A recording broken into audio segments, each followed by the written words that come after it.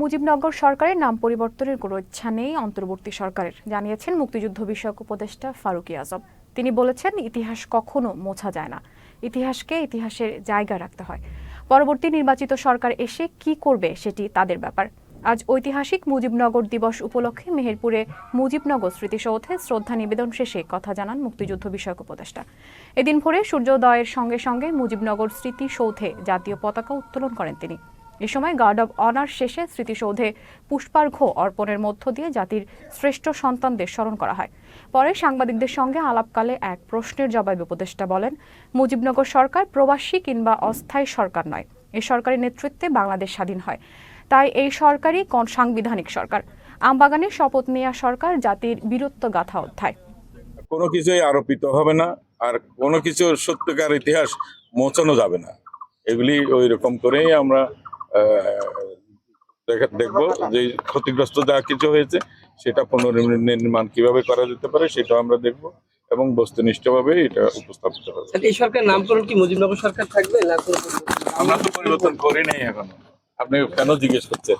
এর পরবর্তী সরকার আসুক, আপনাদের নির্বাচিত সরকাররা আসুক, তারাই দায়িত্ব নিয়ে তারা করবেন, কি করবেন না করবেন। আমাদের অনেক গৌরবের ব্যাপার আছে যেগুলিকে আমরা নিজেরা স্বেচ্ছায় বিতর্কিত করতে চেষ্টা করছি, এটা করা উচিত না। দর্শক, এ বিষয়ে মেহেরপুর থেকে আরো জানাচ্ছেন সহকর্মী স্বপন আহমেদ।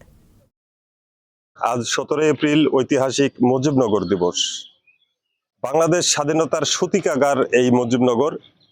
1971 সালের আজকের এই দিনে বাংলাদেশের প্রথম অস্থায়ী সরকারের শপথ গ্রহণ কিন্তু এই মুজিবনগরে অনুষ্ঠিত হয়।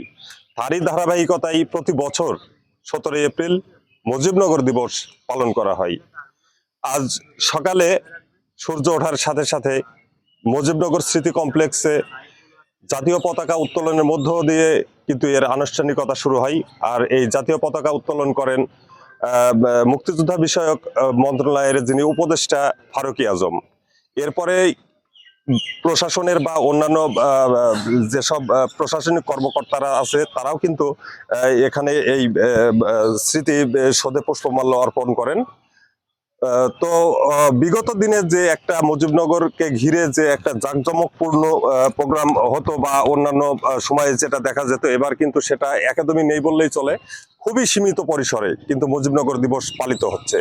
তবে এই বিষয়ে কিন্তু আমরা মুক্তিযোদ্ধা বিষয়ক মন্ত্রণালয়ের যিনি উপদেষ্টা ফারুকী আজম, ওনার কাছে কিন্তু আমরা প্রশ্ন করেছিলাম যে মুজিবনগরকে কেন্দ্র করে যে এখানে যে নাম পরিবর্তন বা অন্যান্য যেগুলা স্মৃতি সৌধে যে 5ই আগস্টের পরে যে ভাঙচুর করা হয়েছে সেগুলা কি পুনর্নির্মাণ করা হবে কিনা। তিনি কিন্তু আমাদের বলেছেন যে এগুলা পুনর্নির্মাণ করার চিন্তা ভাবনা তাদের আছে এবং মুজিবনগরের যে নামকরণ পরিবর্তন বা অন্যান্যগুলা এগুলা কিন্তু তাদের তিনি আমাদেরকে জানিয়েছেন যে সেগুলা তিনি পরিবর্তনের পক্ষে নাই। তিনি এটা কিন্তু আমাদেরকে জানিয়েছেন। তো এই ছিল আমার কাছে মুজিবনগর থেকে সর্বশেষ।